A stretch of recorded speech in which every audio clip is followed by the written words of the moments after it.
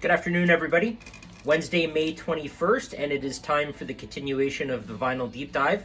Today we're hitting the Fs. First up, band FM, probably better recognizable for their song Phasers on Stun. It's also what I'm listening to right now. Of note from the band FM is one of the members, Nash the Slash, who, if you watched much music in the early part of the 80s when it first came out, a lot of Nash the Slash made it onto their playlist, which I suppose is a result of CanCon regulations. But Nash is an artist I've gotten into sort of in my older years of getting into music. Nash was recognizable for the bandages he wore on his face, and they came about as a protest that he wore one of the first gigs that he did, and it was a hit, so he kept wearing them. Unfortunately, Nash passed away a few years ago. Next up, Robert Fripp. Fripp, who's better known as a member of King Crimson, again, more prog rock. This one, of note, has Daryl Hall singing on it. If you go into Daryl Hall's catalog, there's actually a couple of albums from his that are solo albums and are more of a progressive rock nature. It's a little interesting to note, too, that this is the second time I've made reference to Daryl Hall, and I'm positive I don't own a Hall & Oates album.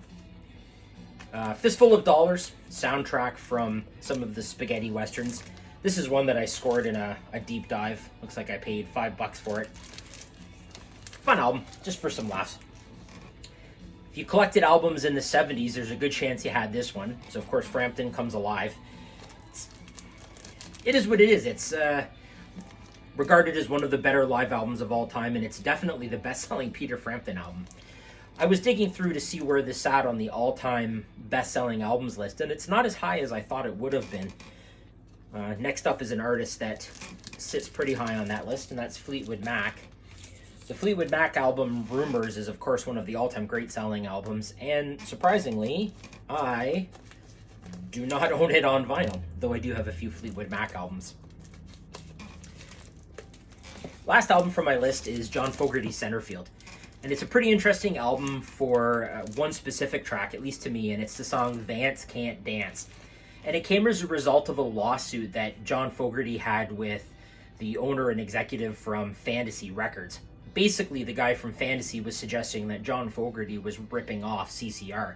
It's pretty tough to use that as a case when John Fogerty was CCR. Claim was that the music sounded too much like CCR. John Fogerty went on stand, brought his guitar up there, and played some of the John Fogerty material and some of the CCR material. And he made note of where there was actually differences between the songs. So of course he won. And it's probably a landmark case when it comes to labels going after artists. And I'd like to use the comparison that, and I apologize, I'm not a Nickelback fan, but I won't sit here and crap on them either. But if Chad Kroeger from Nickelback did a solo album, I think people's expectations would sound like Nickelback. Now, hey, who knows? Maybe he'd do something totally out of left field, and I will apologize to Chad Kroeger personally if the opportunity ever presents itself. But I think it's fair to say that a Chad Kroeger solo album would sound like Nickelback. That's what you got here. John Fogerty sounds like CCR.